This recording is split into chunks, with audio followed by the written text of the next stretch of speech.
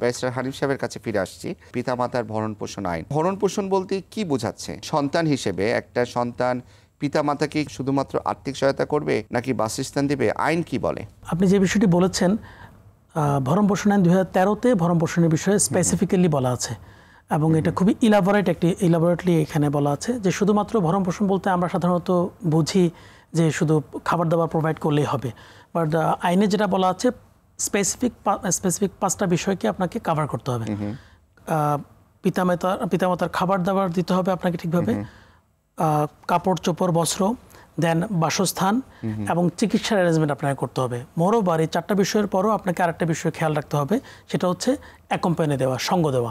আচ্ছা। আপনি যদি পিতামাতাকে খাবার দাবার দিলেন, টাকা পয়সা পাঠালেন, চিকিৎসার ব্যবস্থা করলেন, কিন্তু অ্যাকম্পানি দিলেন না, বছরের পর বছর পিতামাতাকে দেখা সাক্ষাৎ করলেন, হ্যাঁ, সেটা কিন্তু এই আইনে কভার করবে না। ওই আইন ব্যত্যয় হবে যদি আপনি অ্যাকম্পানি না দিয়ে থাকেন।